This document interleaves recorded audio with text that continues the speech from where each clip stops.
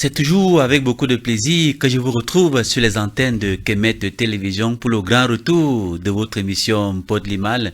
Et je rappelle à tous ceux qui prennent pour la première fois cette émission qu'un Pod Limal est ce concept qui nous permet de revisiter la linguistique générale, entendez par l'étude scientifique du langage.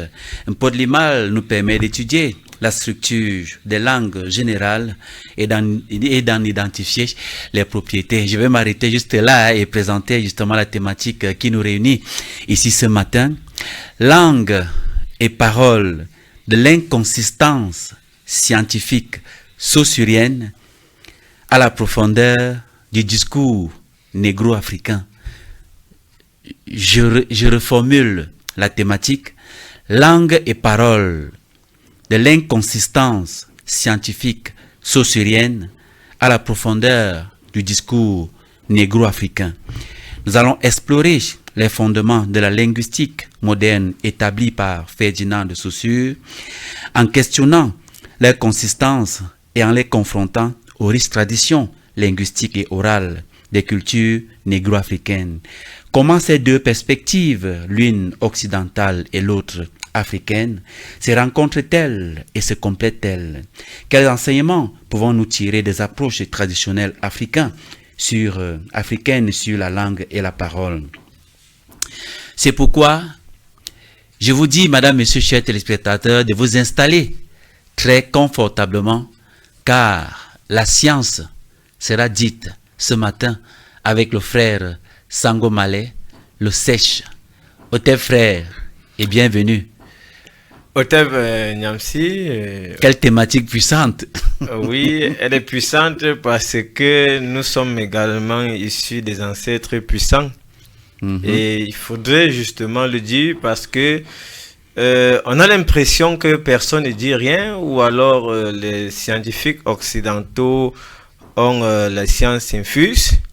Ils se sont amusés à expliquer ou à tenter d'expliquer nos langues sans que nous-mêmes nous n'ayons un mot à dire. Et aujourd'hui, nous disons que non, ce qui a été fait selon les canaux européens qui ne cadrent pas avec la vision africaine. Et là, il faudrait restaurer la dignité de la pensée africaine. Les frères le font déjà chacun dans leur domaine. Je pense au Sèche-Tot et tous ceux qui défilent sur ce plateau. Vous savez, la linguistique n'est pas en reste parce que c'est elle qui codifie la science et qui est également le voile de la science qu'on doit lever pour regarder la science en face. Et il faut dire qu'en tant qu'expert, justement, tu vas nous apporter des perspectives éclairées à ce sujet, pour le bonheur de nos téléspectateurs. Assurément, et toujours en respect et en droite ligne avec la pensée africaine ancestrale. D'accord, je te laisse donc le soin d'invoquer nos ancêtres méritants afin qu'ils nous guident et nous accompagnent tout au long de cette nouvelle production. Abor bangor le tuba mirabe, vous te dop Cameroun la ninjebia, aile minti nyambe maïra, le lom nous en holale korba kenan kubutiri, inyo kwel mama lonkama, le lonkama ignore l'ignorak liondo, John din so he basuru surbis baburbis le bachibis mahongol malam ningit le rekena ununkwel longe. Voilà qui est dit. Madame, Monsieur, chers téléspectateurs, nous prenons cette bande d'annonces et on se retrouve juste derrière pour entrer dans le vif du sujet. Langue et paroles de l'inconsistance scientifique saussurienne à la profondeur du discours négro-africain. À tout de suite. Voilà, la bande n'est pas prête. Je crois que nous allons entrer dans le vif. Nous allons entrer dans le vif du sujet. Non, ce n'est pas encore cet élément. Ce n'est pas encore cet élément. Voilà, c'est pas encore cet élément. Je demande la bande d'annonce. Si la bande d'annonce n'est pas prête, nous allons débuter justement avec l'émission. Et le moment viendra où on demandera justement cette bande du frère Kalala Omotunde. Alors, frère, une thématique assez consistante, une thématique assez puissante. Mais on va redéfinir très rapidement les concepts, n'est-ce pas, avant d'entrer dans leur développement et planter le décor concernant justement la thématique de ce matin. Nous avons langue, nous avons parole, nous avons l'inconsistance scientifique saussurienne, nous avons la profondeur du discours négro-africain. Ça renvoie à quoi une thématique dense et chargée comme celle-ci? Alors, avant de commencer, je voudrais également faire rendre un hommage à ma maman que j'ai enterrée, ça fait près d'un mois. Elle a rejoint son cas et actuellement de l'autre côté du voile, elle m'inspire en la personne de Ngondjiki. Sans oublier mon papa qui, 11 ans plus tôt, a rejoint les ancêtres Ngouti Titung. Alors, il est important de déblayer notionnellement les termes qu'on emploie. Lorsqu'on parle d'inconsistance, le préfixe ing veut dire peu, ou alors le contraire de, quand on dit impossible, c'est ce qui n'est pas possible. Alors, lorsqu'on parle de quelque chose qui est inconsistant, ça veut dire que c'est pas suffisant, ça manque de consistance. Et nous parlons de science. Moi, j'aime toujours me référer à l'étymologie. Vous savez, l'étymologie, c'est le sens premier. Et en tant qu'Africains, nous connaissons la place qu'on accorde au principe premier et aux causes premières. D'ailleurs, on s'en réfère toujours. Lorsque vous entendez les Bassa parler de Ilolombi, ça veut dire que le premier. Lorsqu'on parle d'Atum, on parle du premier. D'ailleurs, il dit que j'étais seul. Je suis le premier, j'étais seul. Et lorsqu'on parle également, on parle du Mbombok. Le Mbombok vient du mot Mbok, qui veut dire Bok, qui veut dire Pok, qui veut dire premier. Même le nom des chefs à l'ouest, les Fon et les Fo, ce mot vient du mot Fok, qui veut dire Pok, qui veut dire premier. Donc on se réfère toujours au premier parce qu'il est celui qui sort directement de la source et alors il est plus pur que tout le monde. Alors l'étymologie de science, c'est quoi? On dit du moyen français et de l'ancien français science et science, du latin scientia, connaissance, lui-même du verbe sire, qui veut dire savoir. Qu'est-ce que ça veut dire? Ça veut dire que la science, c'est un corpus de connaissances. Exactement. Avant la manipulation discriminatoire qu'on mettra après, la science hellénique, voilà les étapes de la science, on se réfère d'abord à ce que ceux qui ont pensé la science, premièrement, ont voulu qu'elle soit. Et lorsqu'on trace un réseau sémantique de mots science, on a les mots comme sciemment, qui veut dire avec connaissance. J'ai pas fait sciemment. C'est la même racine que science. Et je rappelle que les mots qui ont la même racine ont la même philosophie, ont le même sémantisme. Mais sauf que la science première, elle a été faite sciemment. C'est ce que, justement, je veux prendre le mot sciemment pour dire que, ayant la même racine que science, ça a le fondement de la connaissance. On a un autre mot. On dit à bon escient. Je le fais à bon escient, c'est-à-dire en connaissance de cause. Et donc, lorsqu'on parle donc de inconsistance scientifique, ça veut dire que Saussure n'avait pas une grande connaissance de ce que c'est que la parole. C'est tout ce que ça veut dire. On ne dit pas qu'il n'a rien dit à propos, il a dit ce qui correspondait à sa résonance, à sa connaissance, et selon les moyens, les outils de cette époque. Mais aujourd'hui, qu'on puisse encore le présenter comme le père de la linguistique moderne, c'est ça qui pose un problème. Et nous disons que... D'où mon introduction, où on va faire justement la comparaison entre Saussure et le discours négro-africain sur le plan linguistique. Effectivement, il faut savoir qu'il n'est pas n'importe qui. On dit quand même qu'il a révolutionné la linguistique africaine. Bon, selon l'école occidentale, parce que c'est vrai que selon l'école américaine, il y a les distributionnalistes comme Bloomfield et les générativistes comme Noam Chomsky.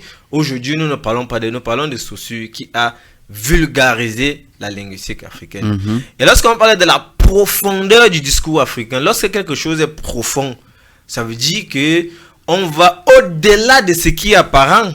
Parce que la profondeur est souvent liée, par exemple, à la terre. Et lorsqu'on parle de profondeur, ça veut dire qu'on quitte la surface pour s'enfoncer quand même dans les, j'allais encore dire profondeur. Et donc, on va se rendre compte que en Afrique, on va au-delà de ce qui est apparent. Et c'est là que la parole devient intéressante en Afrique. D'accord. Peux-tu nous rappeler, frère, brièvement, quelles et en quoi les théories, n'est-ce pas, de Saussure ont marqué la linguistique moderne? Alors, les théories saussuriennes ont marqué la linguistique moderne en ce sens que, comme Cheikh Anta Diop, c'est lui qui a vraiment vulgarisé la linguistique africaine, posé les bases scientifiques qu'on pouvait étudier le langage humain en y dégageant des aspects qui sont classifiables, qui sont soutenables également. Parce qu'à l'époque, il y a des gens qui se disaient que bon, la langue, c'est simplement une aptitude à parler et puis c'est tout. Non. Voilà. Alors, avec ceci, on catégorise, on sort les classes nominales, on distingue entre la langue qui est un fait social et la parole qui est un fait individuel selon lui, parce que... Très justement, j'allais te poser la question, celle de savoir s'il y a une distinction fondamentale que Saussure fait entre la langue et la parole. Effectivement, Saussure parle de convention pour la langue. Ça veut dire que la langue est un ensemble de conventions, des gens qui s'assoient. Et lorsqu'on parle de convention, on parle de convenir. En fait, il est dans le vox populis vox deis. Ça veut dire qu'il faudrait que beaucoup de gens, ou alors des gens s'asseyent et disent que à partir d'aujourd'hui, voici ce qu'on appelle table. Mais ce problème, quelle est la crédibilité de ceux qui s'asseyent? Quelle est la profondeur scientifique de ceux qui s'asseyent? Contrairement au discours africain, où vox populis n'est pas vox deis. L'Africain est dans la technocratie, dans l'élitisme. C'est quelqu'un qui a qualité d'observer un phénomène dû à l'initiation, qui l'observe, qui transmet le message à ses pairs, mais ses pairs également vont vérifier ce que c'est avant de dire que voici ce qu'on doit faire. Mais les conventions occidentales, c'est quoi? Il y a des gens qui s'asseyent et disent que bon, à partir d'aujourd'hui, voici ce qu'on appelle micro. Voici ce qu'on appelle big. Et on dit d'ailleurs que le signe linguistique, non seulement il est conventionnel, il est arbitraire. Ça veut dire que entre le signifiant et le signifié, et même le référent, il n'y a pas de relation particulière, de sorte que les termes puissent être interchangeables. Donc on peut appeler le chat chien, on peut appeler la maison table. Voilà de l'inconsistance. Parce que lorsqu'on revient en Afrique, on ne peut pas appeler papa, maman. Parce que le mot papa, par exemple, en bassa, veut dire sang, qui vient quand même du mot sang, qui veut dire la lutte. Mais la lutte, c'est quoi? C'est la vibration, c'est l'expansion, et c'est en droite ligne avec la nature cosmique et les objectifs de l'homme sur Terre. Parce que l'homme, c'est quand même la représentation de du pilon, du marteau qui doit marteler, qui doit cogner, afin que ce qui est en latence se manifeste. Et c'est pas le rôle de la femme, qui est la mère, qui en bassa veut dire nyang, qui veut du mot nye, c'est-à-dire pondre, c'est-à-dire donner la vie. Or, la vie est très délicate. C'est pourquoi la vie naît du repos. C'est pourquoi le mot ning, en bassa, la vie, est le paronyme du mot nang, qui veut dire le lit. Mais le lit est fait pour se reposer. C'est pour dire que la vie est d'une telle délicatesse que la vie ne s'encombre pas de la violence. C'est l'homme qui est violent. Parce qu'il doit conquérir, il doit protéger la vie que la femme porte en elle. Vous voyez qu'à partir de là, ce n'est pas une affaire de convention. C'est une affaire d'élévation, de contemplation et de transposition de ce qu'on voit. C'est d'ailleurs pourquoi les Bassa appellent la culture Ligwe Limbok, c'est-à-dire la naissance de l'univers. En fait, c'est une manière de dire que on s'arrime à l'univers. Vous voyez que dans le mot culture en Bassa, il y a Mbok, c'est-à-dire l'univers. Donc il y a quelqu'un qui dicte, c'est l'univers. Et on transpose ce qu'on voit du haut. Vous voyez que ici c'est la convention, ici c'est la contemplation. Afin de la codification. Vous voyez qu'à partir de là, c'est deux paradigmes différents. Exactement. Pour sortir définitivement avec Saussure et qu'on ne nous taxe pas d'oiseaux de mauvais augure par rapport aux critiques que nous faisons, puisque quand nous faisons des critiques, nous apportons justement des éléments tangibles. Maintenant, quelles sont les principales critiques justement adressées aux théories saussuriennes, notamment en ce qui concerne leur applicabilité et leur consistance scientifique? Alors, c'est même pas moi qui commence par critiquer Saussure. Il y a les Bloomfield avec l'école distributionnaliste parce que Saussure est dans une structure, dans un structuralisme. Ça veut dire que les éléments sémantiques n'ont pas une grande place dedans. Vous voyez, pour Saussure, les phrases telles que Pierre regarde les fleurs du balcon, Mhm. ont la même structure et sont la même chose. Mhm. Pourtant, lorsque on y mêle de la sémantique dedans, c'est pas la même chose. Pierre regarde les fleurs du balcon. Est-ce que ce sont les fleurs qui sont au balcon? Ou c'est à partir du balcon que Pierre regarde les fleurs? Exactement. Paul a tué Jean avec sa cravate. La cravate appartient à qui? À Paul ou à Jean? Ou à Jean. Mais pour ceci, ces deux phrases sont les mêmes. Et vous voyez que à partir de ce moment, on ne peut plus seulement se fier au structuralisme. Il est important de mêler à cela de la sémantique et même de la pragmatique, voyez-vous. Parce que la pragmatique veut que un énoncé dépende du contexte. Mais il fait chaud pour vouloir dire que le soleil brûle dehors. Mais si nous sommes dans une maison, dans une pièce serrée et que tu fermes la porte, si je dis il fait chaud, ça veut dire ouvre la porte. Le même énoncé, dans deux contextes différents, Mhm. un sens différent. Et ce sont ces éléments sémantiques et pragmatiques dont on ne tient pas compte Saussure. Mais plus loin, on se rend compte, et là c'est une critique personnelle, on se rend compte que Saussure est dans une logique chosiste Mhm. et matérialiste. On ne concilie pas l'invisible et le visible. D'accord. Et c'est en ça que c'est ce qui me permet donc d'embrayer sur la pensée africaine. Justement, c'est comme si tu avais fait ce conducteur avec moi. On sort avec ceci qui était la mise en bouche. Parlons maintenant des perspectives négro-africaines. Comment les traditions linguistiques et orales négro-africaines abordent-elles la notion de langue et de parole? Et en quoi diffère-t-elle de l'approche saussurienne? D'accord, je vais commencer par la parole, que je n'ai d'ailleurs pas définie. Saussure définit la parole comme étant l'usage concret et particulier que fait un individu de la langue. Bon, un usage particulier. D'abord en Afrique, la parole n'est pas particulière, encore moins individuelle. Parole, c'est un legs. C'est comme ça qu'il définit la parole. Oui, c'est ce qu'il dit, la parole. C'est l'usage concret, individuel et particulier qu'en fait la parole. Ça veut dire que la parole est individuelle, alors que la langue est collective.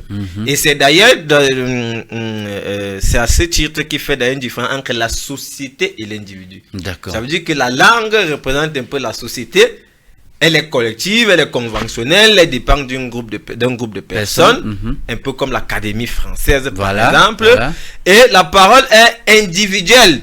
Tout le monde peut la prendre, on peut en faire ce qu'on veut, on peut procéder il va en fait de chaque individu. Pourtant, attention, en Afrique, la parole est un fait social. La parole est d'autant plus sociale qu'elle est un legs. On te prépare à l'art oratoire. Elle est discriminatoire. Bon, je vais y aller vite en besogne. Elle est d'autant plus discriminatoire que il y a un type de personne qui parle. On va entrer, ça ce sera pour la deuxième sortie. On te prépare même à prendre la parole devant des gens. Effectivement. Il y a des canevas. Lorsqu'on va analyser la socio-pragmatique, c'est-à-dire l'usage de la parole en contexte particulier, deuil, mariage, naissance. On sait qui prend qui commence à parler pendant deuil. Et ce qu'il va même dire. Ouais. Donc, la parole ne peut pas être un fait individuel. Alors, je vais déjà dire que lorsque on plonge dans l'univers négro-africain, on se rend compte que les définitions de la parole même les conceptions de la parole sont différentes. Déjà, je ne peux pas rendre ce que le Bassa appelle Banga et ce que le Bétifang appelle Ibouk par parole. Dans Ibouk, Bétifang et Banga Bassa, il y a l'idée de parole. Mais ça va bien au-delà de la parole. Simple. Et c'est pourquoi je dis souvent que lorsqu'on veut traduire les termes, moi j'appelle les mots liturgie africains par des mots occidentaux, il y aura ce qu'on appelle sous-sémantisation. Ça veut dire qu'il y aura des sèmes, c'est-à-dire des traits de sens qui vont se perdre. Ça veut dire que le sens de départ sera supérieur au sens d'arrivée. Parce que lorsqu'on veut analyser, et c'est là que la régie doit être prête à nous envoyer les éléments. Lorsqu'on va analyser par exemple le mot... Dans la régie, vous nous envoyez les éléments. Alors, lorsque on va analyser les mots en langue africaine, il faudrait déjà dire que c'est pas la première fois que l'occidental se heurte. C'est pas la première fois que l'occidental se heurte à l'inconsistance ou alors à l'incapacité à traduire des réalités africaines. Je veux déjà dans mes recherches convoquer un occidental qui lui-même a dit, parlant de la notion de cas et de Ak, je l'ai pris dans la notion de Aku, un article du Serge Covy-Rakmiré, où on disait: les égyptologues occidentaux éprouvent les pires difficultés à rendre correctement des notions comme Akaba.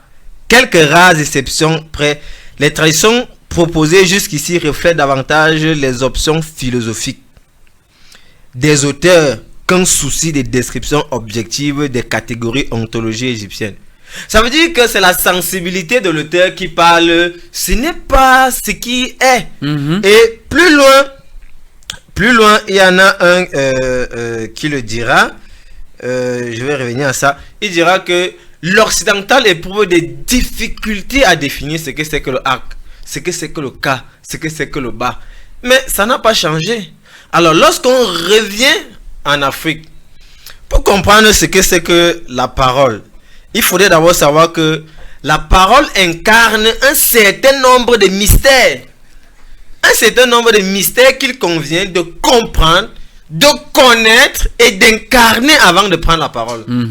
Donc la parole n'est pas un simple fait individuel. La parole, c'est un agrégat ou alors un continuum des réalités mystiques dont qu'il faut amener à la manifestation. Et avant que la parole n'y arrive, il faudrait d'abord savoir ce que c'est. Et pour connaître cela, on va analyser davantage ce corpus africain qui nomme la parole. Alors, si la régie est prête, on a en Bétifang, on parlait de Ibouk. Mais le mot Ibouk ne veut pas simplement dire parole. D'accord, on va prendre les images justement qui ont été calées à la régie. D'accord, si la régie peut nous lancer le mot Ibouk. Alors, on va se rendre compte que lorsqu'on analyse Ibouk, on a d'abord la racine Bou. Mais pour comprendre la racine Bou, que la régie nous mette le mot Ibouk, ça c'est déjà un autre, ça c'est le deuxième élément. Est-ce qu'on peut défiler pour voir le premier élément Ibouk? Voilà, on va défiler jusqu'à arriver au bon voilà, élément. c'est lui, ok. Voilà. Lorsqu'on voit le mot Ibouk, il faudrait savoir que ce mot en lui-même déjà est un hymne à Atum. Parce que ça traduit le processus d'émergence d'Atum dans le Noun. Un mot comme Ibouk, lequel processus il faudrait d'abord connaître avant de prendre la parole. Et c'est pourquoi lorsqu'on va parler de qui parle en Afrique, on va se rendre compte que c'est un Osiris qui parle en Afrique. Parce que c'est toujours un initié qui a la canne et qui a par exemple un sac ou alors qui a un chasse-mouche. Ce sont des régalias qui ont un certain nombre de pouvoirs pour influencer la parole. Et donc, dans le mot Ibouk, on a le radical Bou. Bou, oui. Mais, que veut dire Bou? On le saura tout à l'heure. Mais avant d'y arriver, il faudrait d'abord comprendre les paronymes. Déjà, un paronyme, c'est quoi? Un paronyme, c'est... Ou alors, les paronymes, ce sont les mots qui ne diffèrent que d'un seul son. Et c'est là-bas que les ancêtres ont caché la science. Parce que tout ce qui est paronyme a un lien sémantique et cosmique. Je prends un exemple. La femme, c'est un mystère. Et le mystère se garde ou se cache dans la case des mystères. Et vous voyez qu'en bas ça, le mystère c'est Ndip et la maison c'est Ndap. Vous voyez qu'il n'y a qu'une différence de I et A. Et on sait que la vie provient de l'œuf et la vie s'entretient par le sang. Lorsque vous partez dans nos langues, que ce soit en Bassa, Mathilde c'est le sang, Mathias ce sont les œufs. En Bétifang, on va dire Meti, on va dire Meki. En Voute, une langue soudano-salienne, on va dire vous les œufs. On va dire tout le sang. Vous voyez que la différence est entre V et T. Et lorsqu'on prend, remettez-nous cette image. Cette image de e-book. Lorsqu'on prend les paronymes associés à la racine du mot e-book qui est bou, on a d'abord bo, qui veut dire pourri. Et lorsqu'on pourrit, on transmute. Là, on est en train de parler du processus d'émergence d'atomes du nom. Parce que lorsqu'on dit bo, on a également be, qui veut dire s'aimer. On a bi, qui veut dire attraper. On a bolé, qui veut dire exploser. Ça, ce sont les paronymes. Ça, ce sont les paronymes de la racine bou. Vous voyez que tous ces mots déjà traduisent quoi? Le martelage, la vibration, traduisent l'action. Ça veut dire que la parole est de l'ordre de la vibration. Vibration, exactement. Et qu'est-ce que la vibration? La vibration est ce qui transforme la matière, donne des formes à la matière.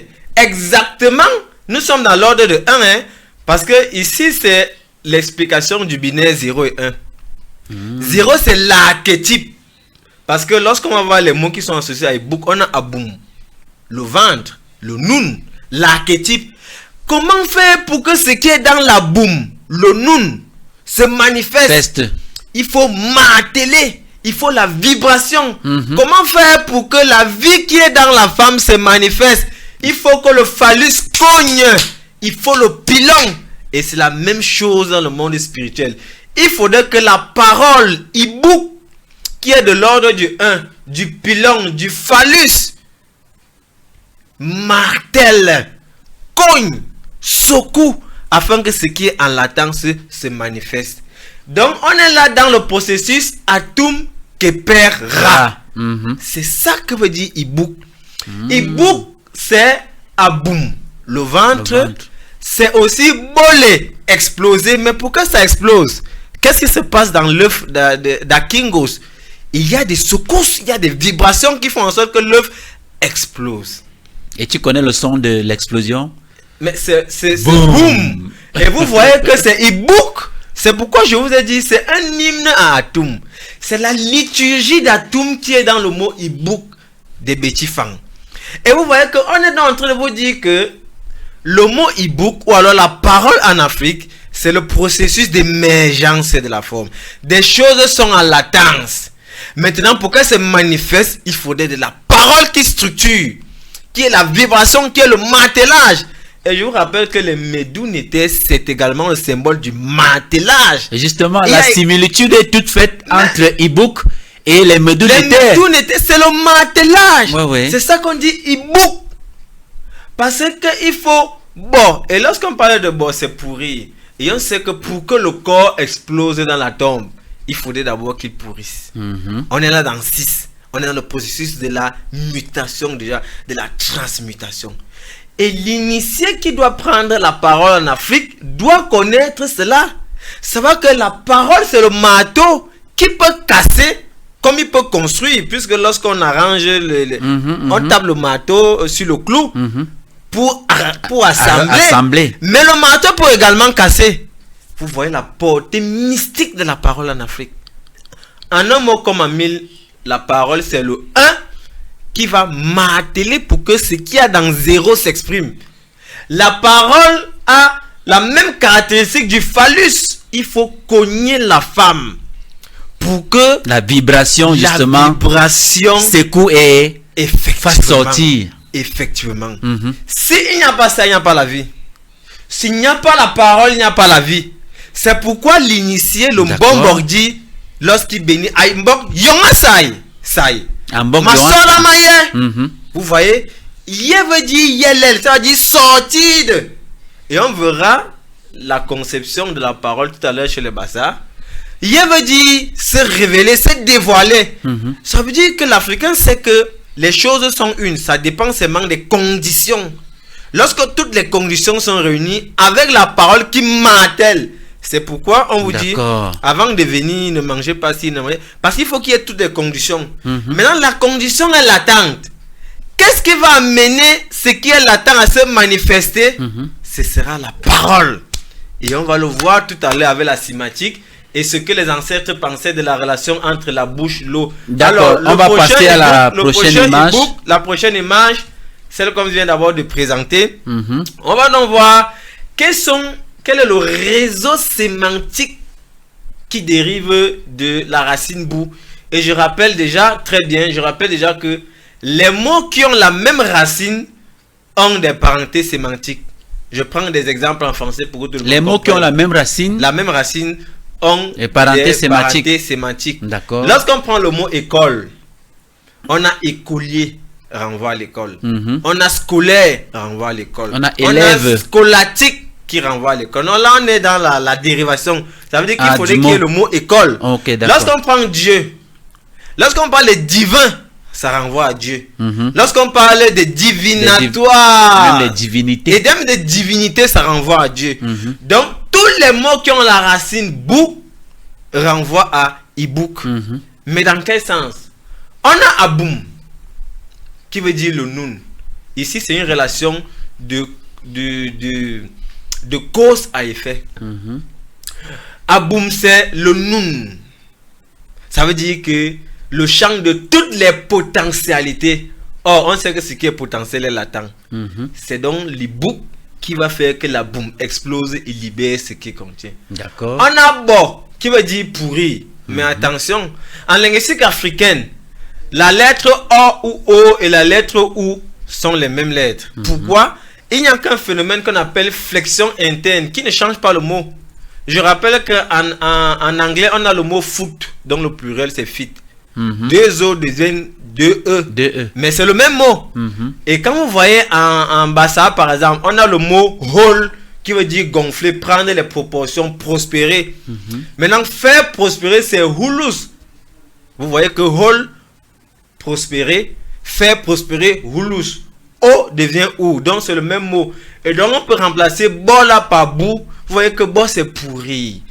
Mais justement, ce qui pourrit doit exploser comme la graine qui sort du sol, qui casse le sol pour sortir. Comme Atum sort du noun. Après avoir fait quoi? Après avoir bo, c'est-à-dire pourri.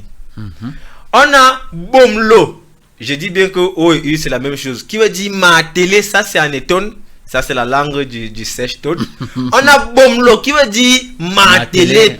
Effectivement, ibouk matel. Ça veut dire que ibouk c'est cette force, c'est cette vibration qui va donner la forme. C'est pourquoi lorsqu'on bénit, on donne une forme. On maudit, on donne une forme. On se fâche et on parle, on donne une forme. On a maintenant bob qui veut dire taper. On a bou qui veut dire malaxer. Et lorsqu'on parle de malaxer, on voit la spirale d'Atum qui surgit du nun.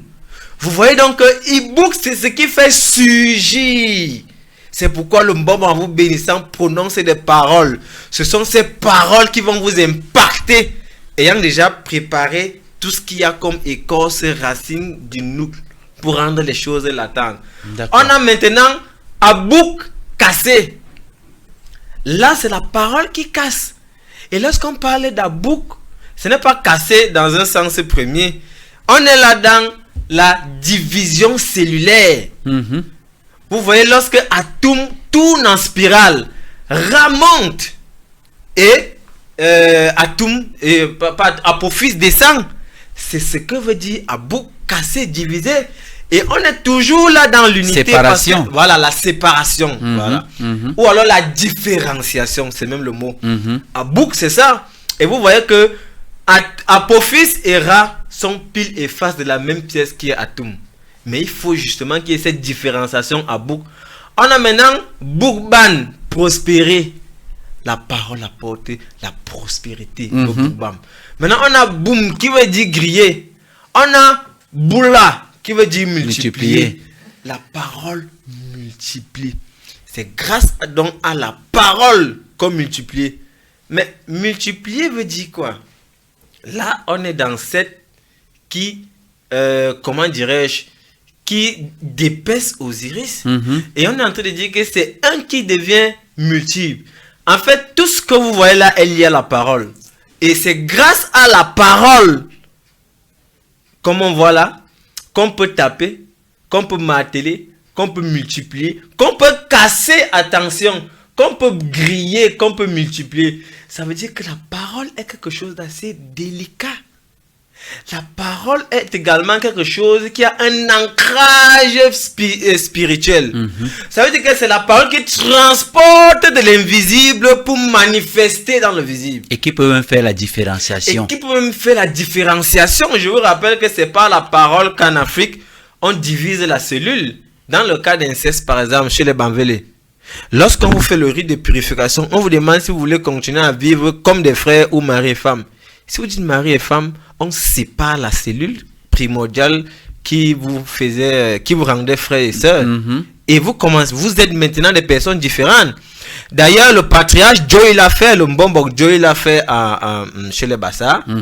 Il a permis à un de ses enfants, à ses petits-fils de se marier entre eux. Et ça s'est passé en Afrique. Lorsque la famille n'est pas nombreuse, on permet aux frères et sœurs de se marier et continuer à faire des enfants pour que le clan grandisse. C'était un rituel qui consistait à casser la cellule, à diviser la cellule. Les gens vont crier quand ils vont suivre ça, quand ils vont entendre ça. Non, l'Afrique fait tout dans un sens téléologique. Quel est l'objectif? Est-ce qu'il faut mourir? Non. La richesse, ce sont les hommes. Il faut perpétuer. Il faut perpétuer la lignée. Il faut perpétuer la vie. Que dit Eyo dans le mythe d'une vête? Je jouis de la vie, c'est vrai. Mais si j'élargissais la vie, il faut élargir la vie. La vie ne cesse pas. La vie doit continuer.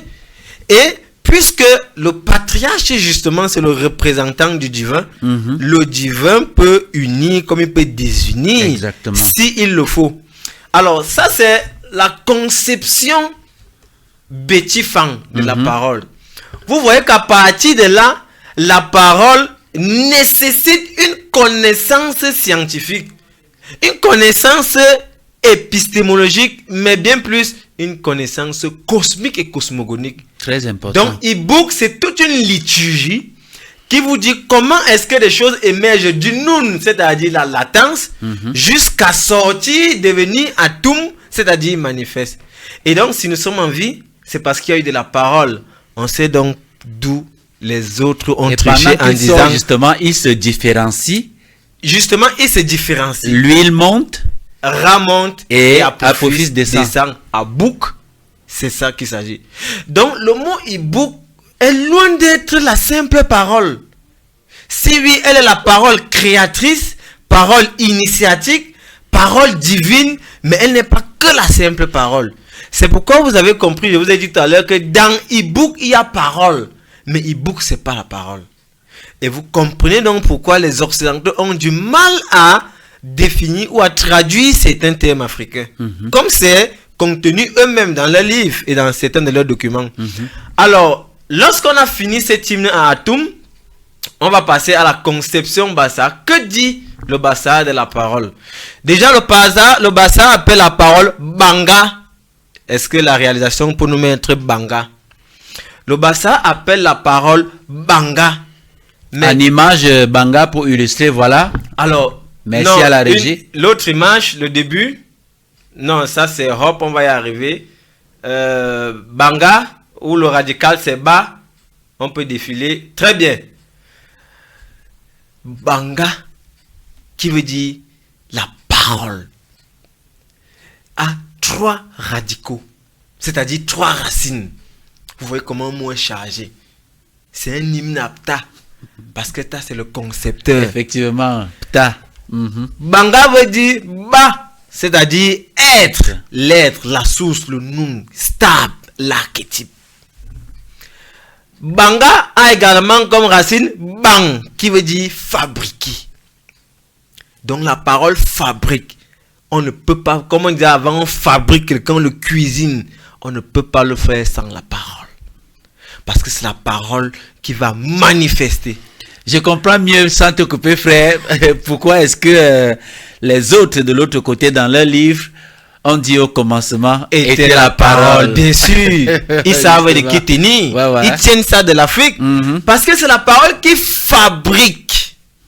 Et donc, on a également ba, qui veut dire DPC. En fait, ici, c'est le 1, la source, qui devient multiple. Parce que c'est l'être qui revêt différentes formes. Ça, c'est l'hymno-mono-origénisme. C'est-à-dire que tout part d'un champignon initial, la graine. Lorsque vous semez une graine, ça vous donne une tige avec beaucoup de gousses d'arachide. Ça ne veut pas dire que les arachides, sont différents. Non, ce sont toujours des arachides. Et c'est pourquoi on vous dit que 7, quand on dit aux gens que 7 c'est Atum, ils ne comprennent pas. Quand on dit aux gens que Osiris c'est Atum, en fait, Isis, Osiris, Nephthys, ce sont les mêmes gens. Ce sont simplement des hypostases d'une même énergie. Ils ne comprennent pas. En fait, on vous dit que Banga fabrique. Mais qu'est-ce que ça fabrique? En fait, ça martèle la source pour qu'elle explose et qu'elle se multiplie. Et on se rend compte que en Afrique, il y a justement, on est dans le vitalisme. Tout l'univers est Atum, ou tout l'univers est Amon, et Amon est tout l'univers. C'est pourquoi dans le papyrus des Ring, il dit que j'étais seul au commencement. C'est moi qui suis 1, je suis 2, je suis 3, je suis 4, je suis 9. C'est ça. Ba, qui est l'être, qui lorsque on met le bas d'épaissir, se multiplie. C'est l'un qui devient multiple. C'est la diversité dans l'unicité. La diversité, c'est l'unicité. Et l'unicité rend compte de la diversité. Lorsqu'on évolue, on va prendre le deuxième banga, les paronymes du mot ba.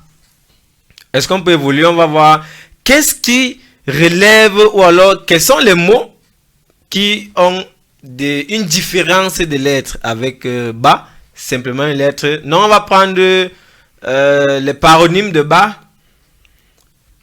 Oui, les paronymes de ba. Alors, dans les paronymes de ba, on a d'abord bo.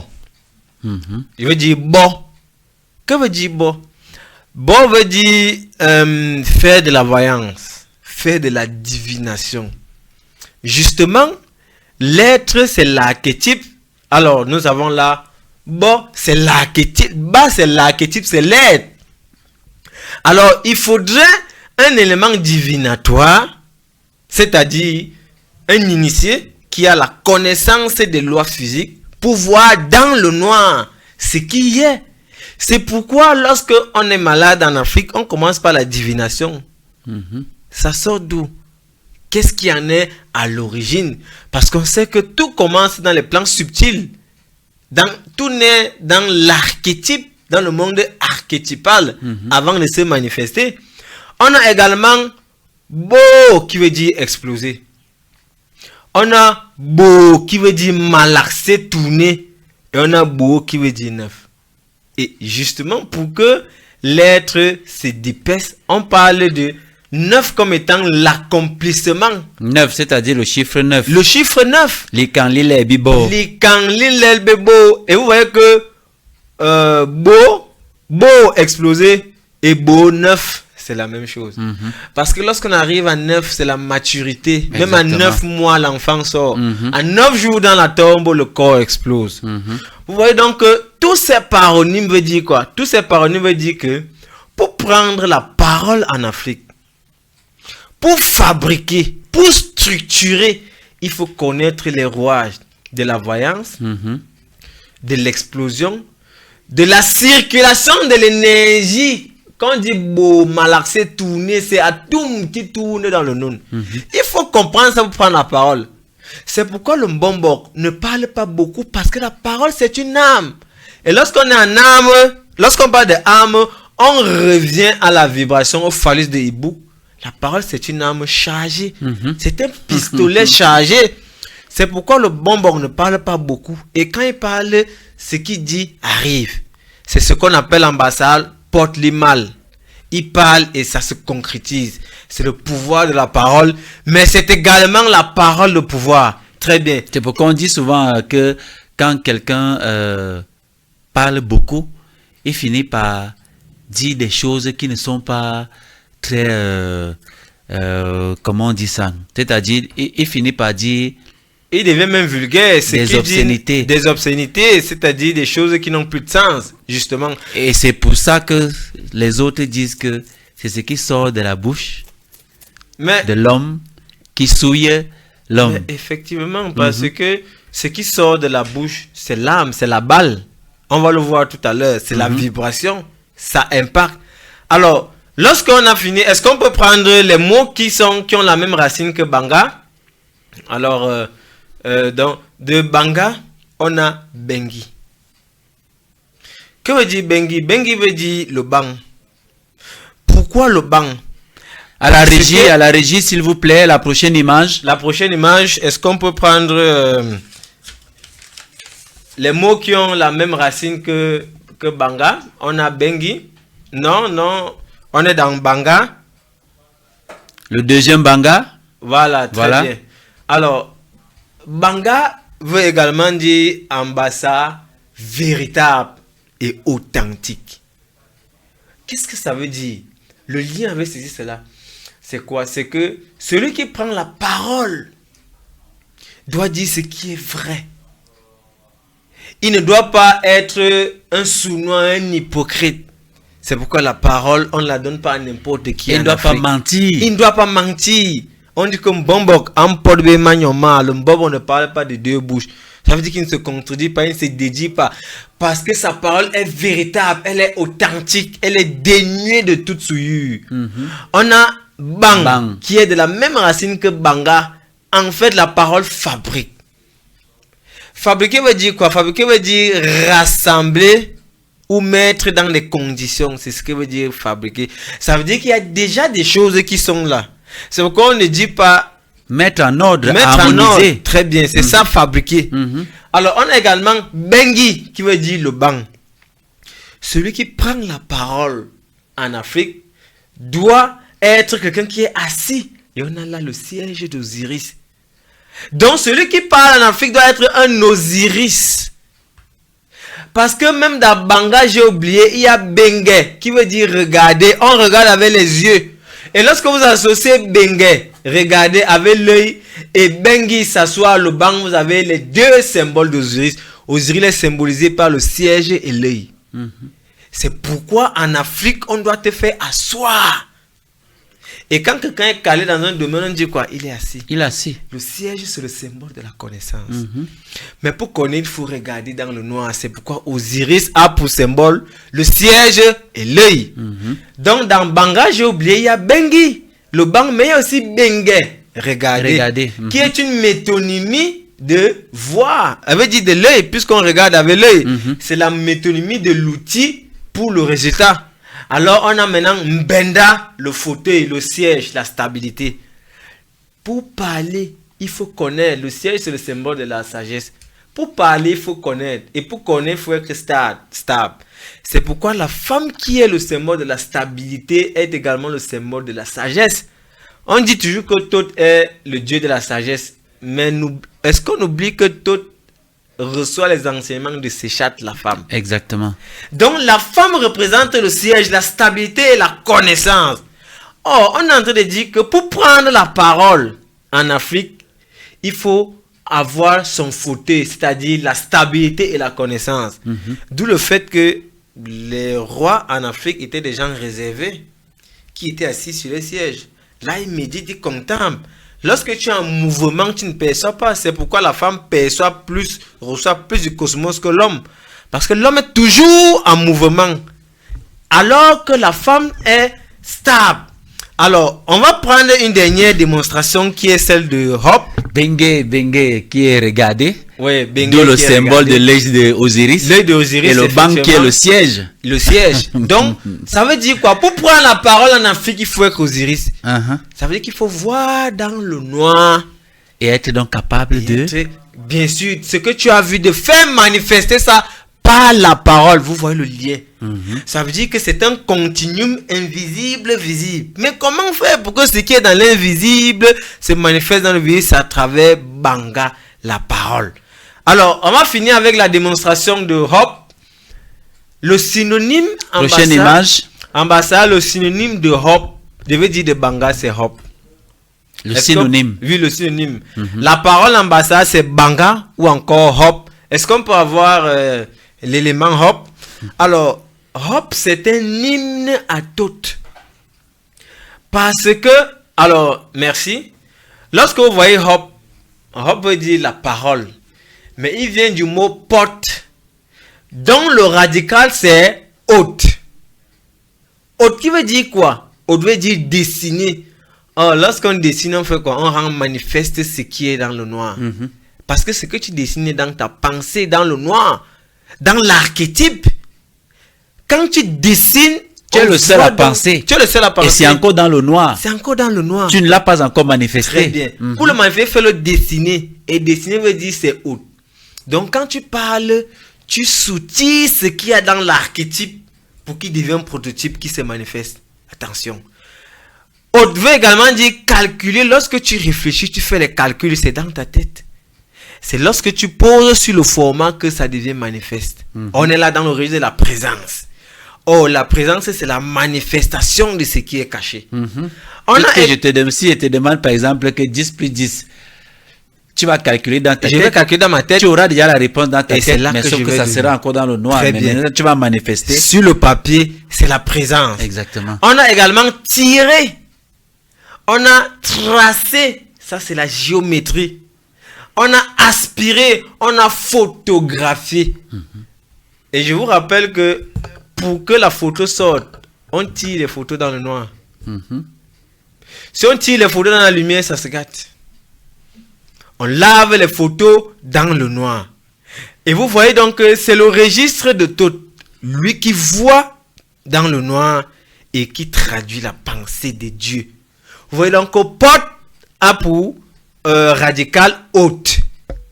Dans haute, on voit tout. Et d'ailleurs, les bassins appellent l'étoile Rodok. Et l'étoile, c'est la présence dans le noir. C'est la lumière dans le noir. Oh, la lumière, c'est le 1. C'est là le manifester. Vous voyez que, lorsqu'on a haute, la métathèse de haute, c'est quoi? La métathèse de haute, c'est tôt. N'est-ce pas? Qu'est-ce que la métathèse? La métathèse, c'est une figure de style à travers laquelle on inverse les syllabes ou les sons d'un mot pour donner un autre mot ou pour rendre une réalité. D'accord. Et faites attention. La métathèse est une figure très importante si vous voulez comprendre la linguistique africaine. Parce que lorsque vous entendez le Bassa dire quelle la journée, K, E et L, si vous lisez quelle en l'envers, c'est-à-dire la métathèse de quelle, c'est l'ek, c'est-à-dire la chaleur. Et la chaleur, c'est pendant la journée. La journée, d'accord. Si vous voulez analyser la linguistique africaine, il y a des figures de style que vous devez connaître. Les paronymes, je l'ai dit tout à l'heure. Ining et Inong en Betifang. Inong, c'est le lit. Ining, c'est la vie. On a également la métathèse qui est une figure de style très très important lorsqu'on va analyser la pensée africaine. Parce que c'est comme ça que les ancêtres cachaient la connaissance pour que ces blancs ne maîtrisent pas. Ou alors que le commun de mortel ne décèle pas. Oh, c'est-à-dire mettre deux concepts dans un seul mot. Oui, dans il suffit de renverser les syllabes. Pour voir il faut connaître. Il faut connaître. Pour voir c'est lié. Il veut dire que quelle c'est la journée. Et lorsqu'on lit quelle en l'envers, ça donne les... Il ne fait chaud qu'en journée. Parce que l'astre de la chaleur, c'est quoi? C'est le soleil. Alors, lorsque vous voyez donc haute, qui veut dire dessiner, sa métathèse c'est to. Est-ce qu'on peut voir les paronymes de la métathèse de haute qui est to? Est-ce qu'on peut voir? Prochaine image à la régie. À la régie. Alors, je rappelle que on va prendre haute et to, c'est la même chose, c'est juste une métathèse, c'est un jeu de mots. Vous voyez l'ingéniosité de nos ancêtres, la virtuosité linguistique ancestrale. La prochaine image à la régie. Alors, la prochaine image à la régie, lorsque on a le mot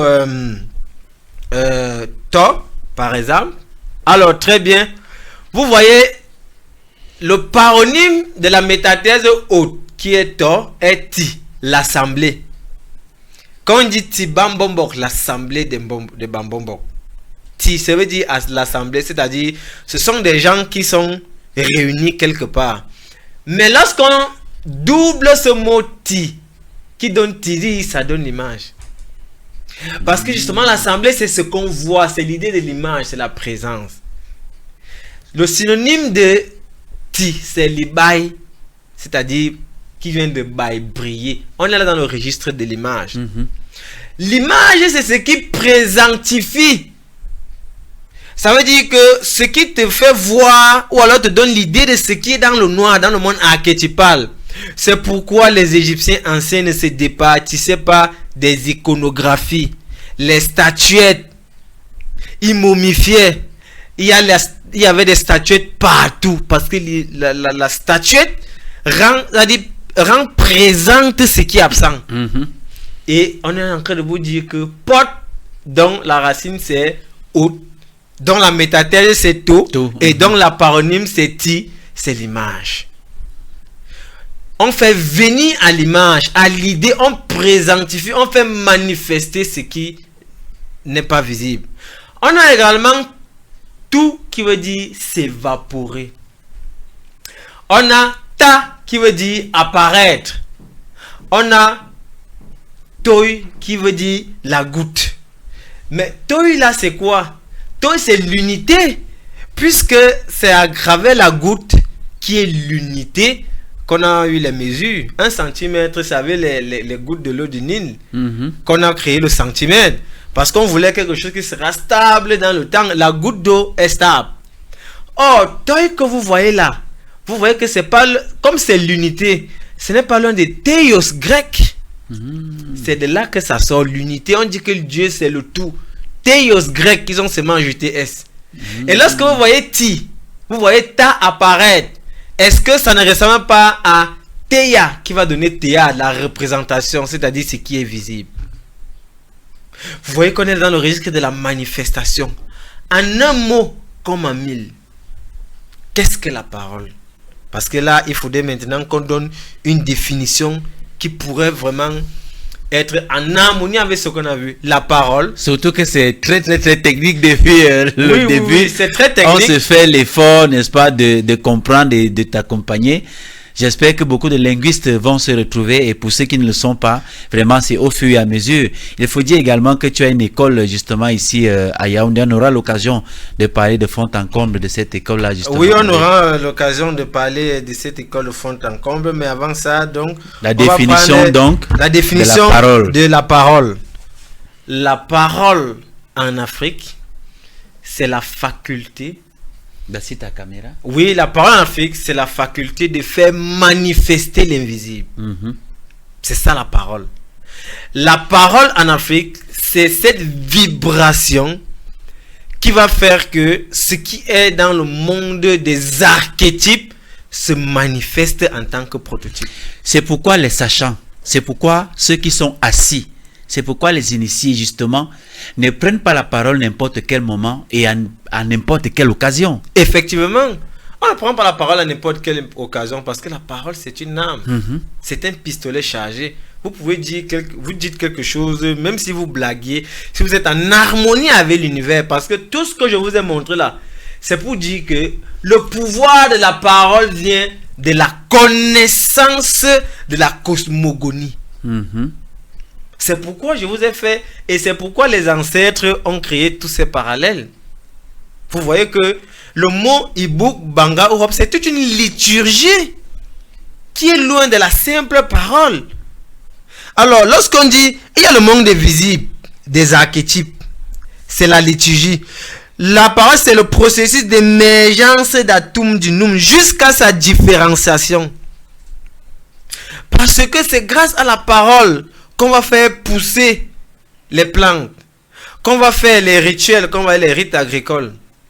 C'est grâce à la parole qu'on va fructifier les récoltes. Mobukban, on a vu ça. Ibuk, Mobukban. Boula, multiplié. C'est grâce à la parole que l'initié va accompagner pendant le rite funéraire l'âme dans l'au-delà. Et c'est pas pour rien qu'il y a les chants pendant l'enterrement. Ce sont des chants initiatiques qui lui rappellent même le chemin. On va chanter là, on dit que quand tu arrives à la première cité, fais ceci. Ce sont des chants initiatiques. Donc on lui donne l'itinéraire de l'au-delà à travers ces chants. C'est pas le jeu, la parole. C'est pourquoi il faut se préparer. On va voir qui prend la parole en Afrique. Qui prend la parole en Afrique, c'est un Osiris. Parce qu'il doit être assis sur un fauteuil bengi. Être Et il capable doit de regarder dans le noir. Parce que lorsqu'il y a des palabres en Afrique, mais ce sont des palabres, ce sont des choses qui se passent dans le monde subtil, dans le noir. Toi qui viens donc parler tranché, imagine que tu n'as pas le ventre à boum, il boucle. Et que tu n'as pas le siège, tu n'es pas assis, et que tu ne vois pas également où les autres voient, tu vas trancher quoi. C'est pourquoi tous les chefs et les rois en Afrique devraient être initiés. Tu gouvernes l'invisible et le visible. Quand tu vas trancher une affaire de sorcellerie sans en savoir davantage, est-ce que ce sera juste? Est-ce que tu vas réparer les torts? Puisque le chef ou le roi en Afrique est l'intermédiaire entre le monde visible et le monde invisible, assurément. Parce qu'il part parfois benguer là-bas pour venir résoudre les problèmes bien sur sûr, le plan physique. Étant assis sur son fauteuil. Exactement. En prononçant les bangas, c'est-à-dire les bibouks, c'est-à-dire les paroles. C'est pourquoi la parole, il faut faire très attention. Pour en savoir davantage, il faudrait qu'on écoute notre aîné.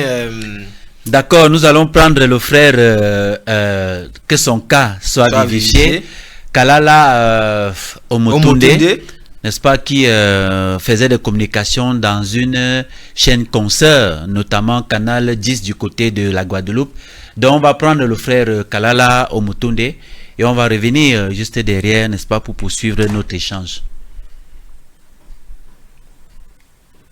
Les conséquences sont valables de l'univers visible à l'univers invisible.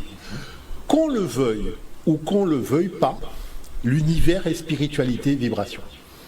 C'est-à-dire que ce soit les mécaniques quantiques ou d'autres univers scientifiques, tout cela démontre que l'univers s'est formé par la vibration. On dit que c'est l'esprit qui a créé la matière, mais cet esprit a permis de faire passer de l'invisible au visible un certain nombre de choses et d'ordonnancer le visible. Et qu'est-ce qui a permis de le faire? Ce n'est pas véritablement un son, c'est une vibration, ce que la pensée africaine a toujours dit. C'est-à-dire que le créateur, c'est par sa vibration qu'il a créé l'univers. Alors c'est vrai qu'il y a des domaines scientifiques dans lesquels on est un petit peu à la ramasse, c'est-à-dire qu'on ne connaît pas certains univers scientifiques, qui fait qu'on demeure toujours en marge de certaines réalités et de certains concepts. Le mieux, justement, c'est de comprendre cela. Alors c'est pour ça que je suis venu avec un premier document qui, justement, parle de la cymatique. Et la cymatique, c'est la science de la vibration qui permet de voir comment la vibration, qui est dans un domaine totalement immatériel, organise la fréquence et l'ordonnancement des choses sur le plan matériel. Allons-y, parce que c'est intéressant de découvrir cela. On part pour le premier document, Jordan. Totalement. Ernst Chladni, un musicien et physicien allemand du 8e siècle, fut un des premiers scientifiques occidentaux à étudier sérieusement le phénomène de l'onde. Chladni découvrit qu'en versant du sable sur des plaques de métal et en les faisant ensuite vibrer avec un archet de violon, le sable se regroupe en modèles. Différentes formes géométriques se dessinent selon la vibration produite. C'est que la parole fait. Chladni archiva un catalogue entier de ces formes qu'on désigne sous le nom des figures de Chladni. On peut trouver un grand nombre de ces modèles dans le monde naturel, comme les taches sur la tortue, ou les modèles tachetés des léopards.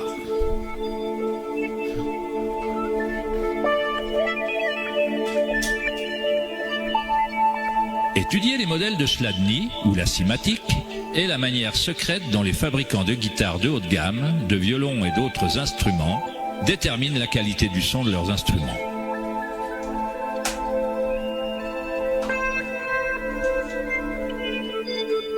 Dans les années 60, Hans Jenny a développé le travail de Chladni en utilisant des fluides variés et l'amplification électronique pour créer des fréquences sonores et les a surnommées cymatiques.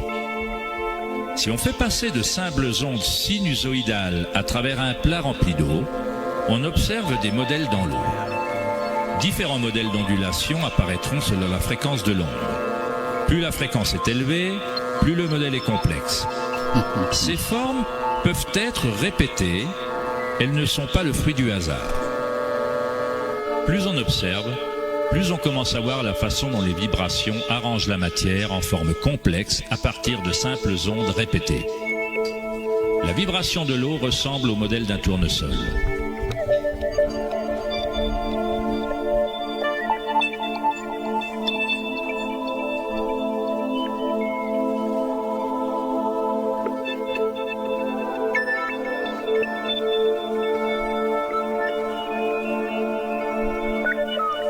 On obtient un modèle différent en changeant simplement la fréquence du son.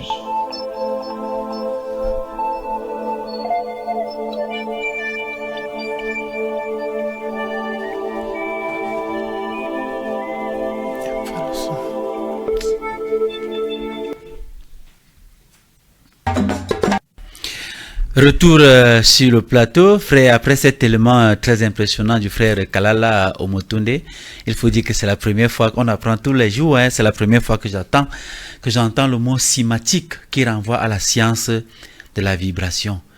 Waouh!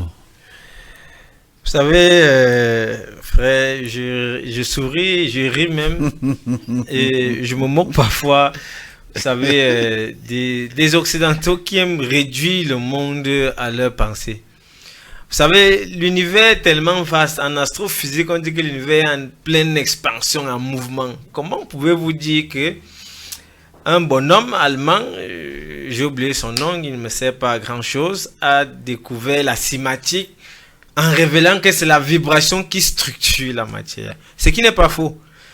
Mais cette primauté, cette préséance, cette exclusivité, c'est ça qui me gêne, parce que nos ancêtres ont consigné cela depuis longtemps et de manière simple. Vous savez, nos ancêtres étaient de grands didacticiens.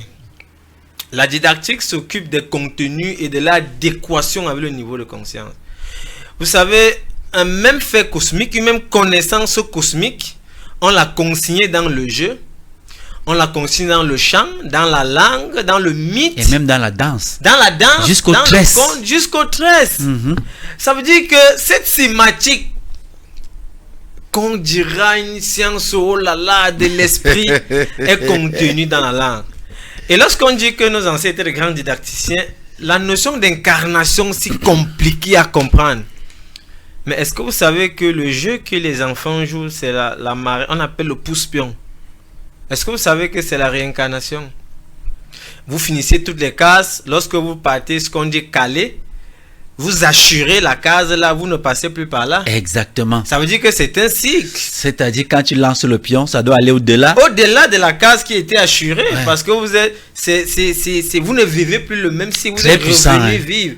Donc lorsqu'on dit que des éléments, vous avez scientifiques sont contenus dans du basilectal. Ouais. C'est ce qu'on appelle même la haute science. C'est-à-dire arrimer la connaissance, fût-elle spirituelle, aux gestes basiques de la vie. Mais c'est du venez voir. Que le pouce-pion traduise la réincarnation. Quand vous finissez d'assurer, c'est fini, vous avez atteint le nirvana et le cycle est bouclé. Alors, si on revient à notre élément pour expliquer la cymatique, nous allons reconnaître, comme nos ancêtres, pas comme l'allemand, que c'est la vibration qui structure la matière. Et lorsque vous voyez le mot Nyon en bassa, avant même d'arriver à Nyon, pour rester dans le cadre de la thématique et parlant de la parole, lorsqu'on parle, frère, ce qu'on dit, on ne voit pas, mais on ressent. Lorsque vous parlez sur votre main, vous sentez effectivement de la chaleur, des ondes. C'est une vibration qui se transforme en onde et va jusqu'à son destinataire. Effectivement. Selon que tu as regardé et selon que tu es assis sur le siège et tu as donc la capacité de prendre la parole pour dire pas du n'importe quoi. Mais en phonétique acoustique, on mesure la fréquence et les vibrations qu'émettent les sons. Voilà. Pourquoi est-ce qu'en linguistique on dit que tel son est sourd, tel son est sourd? Non, on dit en anglais voice or voiceless sound. C'est parce que lorsque on prononce certains sons, si vous mettez les doigts dans les deux oreilles, vous bouchez, vous faites c'est un son sonore. Mais lorsque vous faites le même geste, vous faites vous sentez des vibrations, tout le monde peut le faire à la maison. Lorsque vous prononcez ça vibre, les cordes vocales vibrent et on peut mesurer l'intensité de ces fréquences et de ces vibrations en phonétique acoustique dans les laboratoires. C'est ce qu'on fait en linguistique. Alors, si on revient dans un autre élément, on dira que les ancêtres ont su que ce qui quitte de la source, en s'éloignant de la source, peut se densifier et devenir vibratoire, c'est-à-dire martelage, jusqu'à aller impacter la cible qui est la matière. Jusqu'à son destinataire. C'est pourquoi, voilà, ils ont appelé la bouche Nyo pour les Bassa et Agnou pour les Betifang. Mais lorsque vous voyez Agnou représente la source, le Nun, dans lequel il y a toutes les potentialités. Lorsque cette potentialité se déploie à travers l'espace, traverse différents plans de réalité, elle se densifie et devient donc vibration. Et le symbole de la vibration en Afrique, c'est le serpent. C'est pourquoi ils vont également appeler le serpent Nyo ou alors Nyo, qui n'est pas loin de la bouche Nyo ou Agnou. C'est pour dire que cette vibration qui quitte la bouche, qui se densifie et qui est représentée par le serpent, va également impacter le corps humain qu'ils ont appelé Nyu ou alors Nyul, qui n'est pas loin de Nyo le serpent et de Nyo la bouche. Mais c'est de la vibration et c'est de la cinématique. Et on vous dit que Nyo c'est boire ou encore Nyu c'est boire. Ce Nyu qui est boire, c'est par métonymie représente l'eau. On vous dit donc que, est-ce que vous savez que Nyo, qui est par exemple boire de l'eau, n'est pas différent de Nyol, qui est le corps. C'est pour vous dire que l'eau, le corps humain est fait d'eau. Et nous le connaissons en sciences de l'univers, d'ailleurs fait à 75% d'eau. Il y a un baranté, par exemple, Nyu, c'est le serpent, mais nous, c'est boire. C'est boire de l'eau. Et vous voyez que c'est la même racine. Exactement. Alors, par ce jeu de mots, les ancêtres disent quoi? La bouche émet des vibrations dont la représentation c'est le serpent. C'est pourquoi il a le même mot que la bouche. Mais ces vibrations impactent le corps humain qui est fait d'eau. Et vous voyez le lien entre Nyo, la bouche, d'où sort la vibration. Nyo, le serpent qui représente la vibration. Nyon ou bien Nyon, le corps qui est impacté par cette vibration. Et Nyon, le verbe boire qui est une métonymie de l'eau. Mais c'est de la cinématique. Aussi simple que ça. Et c'est pourquoi il y a un dernier élément. Est-ce qu'on peut prendre l'élément du... C'est un texte de... je crois c'est le King Dikakwa qui a écrit sur la parole. Il dit que la parole peut être constructive ou destructive. Parce que c'est de la vibration, c'est du martelage. Est-ce qu'on peut avoir l'élément là? On va le lire ensemble. Parce que à la prochaine émission, on va voir les types de paroles. Est-ce qu'on peut avoir l'élément? C'est dans le dossier. Alors, très bien. Est-ce qu'on peut agrandir? Alors, on voit là, la parole est dispensatrice de la vie. La parole est dispensatrice de la vie, étant le moyen que Dieu a mis à sa disposition pour créer. L'homme, le microcosme, par rapport à Dieu, le macrocosme, en fait à la fois pouvoir créateur et une force transformatrice, positivement ou négativement. Il poursuit en disant, c'est en cela, merci pour agrandir, c'est en cela qu'on peut dire que le macrocosme et son microcosme, c'est-à-dire Dieu et l'homme, l'univers et la société, la globalité et la spécificité en Afrique noire s'inscrivent dans un rapport d'homorphisme, c'est-à-dire la même morphologie. Et je vous ai dit tout à l'heure que la parole qui est manifeste a des racines dans le monde de la latence. Et c'est un texte du prince Dika. C'est un texte du prince Dika Nyambo Lambela, qui est un ethnologue. Il a écrit un célèbre livre, les descendants des pharaons à travers l'Afrique. Alors je relis, la parole est dispensatrice de la vie, étant le moyen que Dieu a mis à sa disposition pour créer. L'homme, le microcosme par rapport à Dieu, le macrocosme, en fait à la fois un pouvoir créateur et une force transformatrice, positivement et négativement.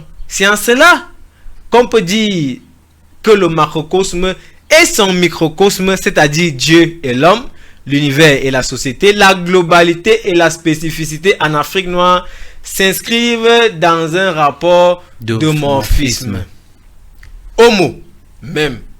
Morphisme, la forme, la constitution. Alors, on a vu tout à l'heure la cinématique. On a dit, oh là là, c'est une science vraiment qui sort, je ne sais pas, du ciel. Mais les ancêtres l'ont codifié dans les actes, dans la parole de chaque jour.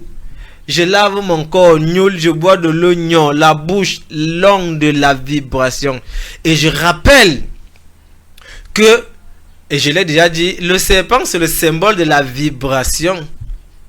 Mais l'eau et la vibration ne forment qu'un. D'ailleurs, dans l'ancien français du 7e siècle, l'eau s'appelait les ondes. On appelait l'eau onde. Et donc, vous voyez comment les ancêtres ont su cela depuis. Et le prince de Kanyambolabella nous dit que la parole est dispensatrice de vie. Elle impacte négativement ou comme positivement. Elle transforme. Mais pour transformer quelque chose, il faudrait que la chose meure. On a dit bon, pourri, e-book, la chose doit exploser pour révéler, pour revêtir différentes formes. Et sortir du noir, du noun à boum. On a également à loup le noir. Vous voyez comment les ancêtres ont créé des réseaux sémantiques et lexicaux qui font en sorte que des mots qui ont la même racine ont chacun une partie du corps d'Osiris, c'est-à-dire un aspect de la science ou de la connaissance, qui lorsqu'on réunit forme le tout. En un mot donc comme en mille, pour finir par là, vous rendez compte de la délicatesse de la parole en Afrique. On ne peut pas dire que c'est l'usage particulier parce que c'est un legs ésotérique, mystique et scientifique, éprouvé et approuvé. Lorsqu'on va voir les régalia de la parole, le Ntumedje des Ewondo, le Ntong, le chasse-mouche et tous ces artifices, ces oripeaux que révèle la parole, on ne peut pas dire que c'est un fait individuel, c'est plutôt un fait collectif. Puisque lorsqu'on prépare, on va le voir les gens à la parole, c'est ce que les ancêtres faisaient, qu'on leur fait faire et qu'on leur dit. Voilà. C'est toute une préparation. La parole ne peut donc pas être, comme ceci le pense, un fait individuel, il est un fait collectif. On se rend donc compte de la différence fondamentale qu'il y a entre la conception de la parole et de la langue de Saussure et la sagesse africaine sur la linguistique. Tout à l'heure, nous avons regardé l'élément d'un Allemand justement qui s'approprie l'exclusivité de la science de la vibration qui est la cymatique. Or, avec des mots les plus simplistes et des éléments, tu viens de démontrer comment cette science existe avant même que ces Occidentaux n'arrivent sur cette planète Terre. Et malheureusement, frère, il y a des frères noirs qui se disent des intellectuels, qui se retrouvent sur des plateaux de télévision et le prennent comme modèle et le martèlent et disent comment, voilà l'inventeur, voilà celui par qui est venue la cymatique. C'est quand même assez grave. Le problème, c'est l'ignorance et le manque de détachement des artifices. L'Africain regarde la chose dans la visite téléologique. L'objectif de la sémantique, c'est quoi? C'est d'expliquer que la vibration structure la matière. Mais si c'est ça la sémantique, si dans nos langues on admet que la vibration, qui est la parole, structure la matière qui est le corps humain, c'est que c'est de la sémantique. Voilà. Au-delà des conceptions idéologiques et tout ce qui peut paraître tout, la téléologie, l'objectif c'est de montrer que si je parle et que j'ai par exemple raison, je suis assis. Là, assis aussi, je vais avoir raison. C'est pourquoi le vous dit tu es tout cas. Ça veut dire que la sorcellerie suit l'incantation qui a raison. C'est ce qu'on dit en Afrique. Car c'est l'incantation. Et justement, la parole en Afrique est également incantatoire au-delà d'être ostentatoire. On va expliquer tout cela. D'accord, frère. Vraiment, une conclusion partielle parce que nous n'en avons pas terminé avec cette thématique.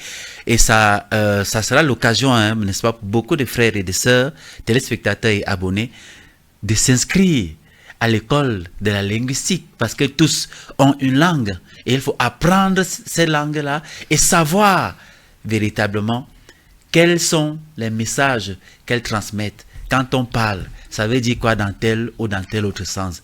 Donc une conclusion partielle. Oui. La semaine prochaine, nous allons beaucoup plus entrer en profondeur pour une meilleure compréhension. Je vais dire trois choses. La première des choses, c'est que il y a intraduisibilité lorsqu'on parle des concepts africains pour les langues européennes. Parce que pour traduire c'est transmettre la fidélité d'un message d'une langue à une autre. Or, puisque l'Africain est un être, comment dire, spirituel, il conçoit d'abord tout dans le spirituel. Et tant que tu n'y vas pas, tant que tu n'as pas l'assise spirituelle africaine, tu ne peux pas parler des mots aussi simples, semble-t-il. Parce que tout le monde dit Ibouk, tout le monde dit Banga, tout le monde dit Hop. Mais combien de personnes savaient que le mot Ibouk recelait un agrégat d'éléments de connaissance des phénomènes spirituels? Combien savaient que c'est un hymne à Atum, que Banga c'est un hymne à Ptah, que Hop c'est un hymne à Thoth? Parce que Thoth c'est celui qui transcrit les vérités de l'univers. Et Autre, qui est To, qui est Ta, qui est Ti, veut dire manifester, présentifier. Combien de personnes l'avaient perçu? Donc, je disqualifie toute personne qui n'a pas une assise dans la pensée africaine, qui est ancrée dans l'ancestralité spirituelle, de parler de l'Afrique, ne serait-ce que de la langue, de la linguistique. Je le disqualifie. Voilà. Et nous disons que tout ce que nous disons ici est démontrable. Lorsqu'on parlait de bord, on sait que pour que ça explose, il faut que ça pourrisse. On le sait, la graine doit pourrir. Afin qu'elle mouine, comme le voûte dit. Mouine, c'est un envoûté. Ce mot un vient de mouine, c'est-à-dire émerger, c'est-à-dire sortir de, comme de la terre, comme surgir de, comme des eaux. Et c'est en cela que nous disons que la pensée africaine est d'une telle richesse que même 1000 siècles, parce qu'il y a des domaines de la science qui sont épuisés en Europe. Aujourd'hui, en littérature, si vous soutenez sur le classicisme, personne ne va accepter. On va dire qu'on a tout dit. En Afrique, l'Afrique c'est l'univers, on ne peut pas tout dire de l'univers. On ne peut pas tout dire de l'univers. Et donc, il y a ça. Il y a que ceux qui ne maîtrisent pas la langue, il faudrait qu'ils viennent à l'Exam, Académie linguistique et culturelle Sangomalet, parce qu'on a un cycle d'enseignement là-bas, on avait une école là-bas, dans laquelle il y a un programme d'enseignement des langues africaines. On va décliner les différents modules, initiation à la rhétorique africaine, à la linguistique, à la phonologie, parce qu'on va amener tout le monde à pouvoir générer l'alphabet de leur langue et pouvoir même les décrire. Ça, c'est ce qu'on va voir prochainement. Et également, la parole est un fait initiatique en Afrique. D'accord. Et ça, c'est pour ceux qui sont sur place ici au Cameroun, notamment à Yaoundé, et pour tous ceux des frères de la diaspora qui vivent très loin d'ici. Oui, pour les frères de la diaspora également, nous nous sommes procurés un appareil photo et nous allons, à chaque cours, nous allons filmer, faire des montages et pouvoir mettre à leur disposition lorsque le moment viendra pour qu'ils s'inscrivent. Et je rappelle que ce sera moyennant une modique somme, parce que tout ce que nous faisons, nous allons dans les villages rencontrer des patriarches, c'est de la science, et elle est exigeante en termes de temps et également de moyens. Ça veut dire qu'elle est budgétivore et elle est chronophage. S'il faut utiliser la langue soutenue. Voilà. Elle est budgétivore, elle est chronophage, et donc parfois il faudrait que le poète vive un peu de la poésie. Voilà, voilà qui est dit. Voilà, madame, monsieur, chers téléspectateurs, c'était un pod de maths sur les antennes de Kemet Télévision. Merci à tous et à très bientôt pour une nouvelle édition. Salut.